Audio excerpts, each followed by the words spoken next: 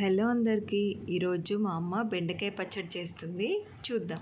First ఒక కళాయి తీసుకొని దానిలో 4 టేబుల్ స్పూన్ ఆయిల్ వేసుకోవాలి. ఇప్పుడు 10 నుంచి 15 పచ్చిమిరపకాయలను మధ్య కట్ చేసుకొని వేసి వేయించుకోవాలి. ఇవి వేగిన తర్వాత వీటిని పక్కకు తీసుకొని దీనిలో 1 కప్పు బెండకాయ ముక్కలను వేసుకోవాలి. వీటిని పచ్చివాసన పోయేదాకా వేయించి వీటిని కూడా పక్కకు తీసుకుందాము. ఇప్పుడు 1 కప్పు టమాటాలను కొంచెం చింతపండు వేసి ఒకసారి కలిపి వీటిని బాగా మగ్గనివ్వాలి. ఇవి మగ్గిన తర్వాత ఒక మిక్సీ జార్లో ముందుగా వేయించి పెట్టుకున్న బెండకాయలను, పచ్చిమిరపకాయలను, అలాగే టమాటాను వేసుకోవాలి. ఇప్పుడు కొంచెం జీలకర్ర,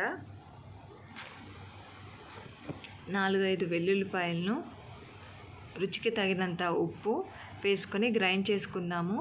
వీటిని మరీ మెత్తగా పట్టద్దండి, రోటి పచ్చడిలాగా కొంచెం బరసగా పట్టుకోవాలి.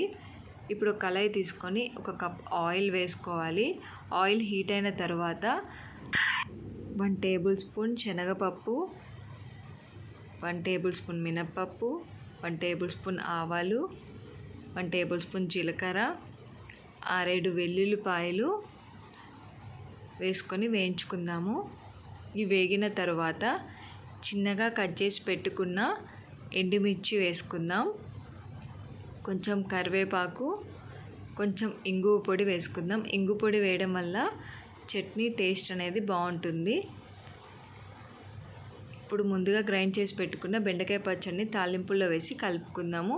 అంతే అండి, ఎంతో సింపుల్గా బెండకాయ పచ్చడి రెడీ అయిపోయింది.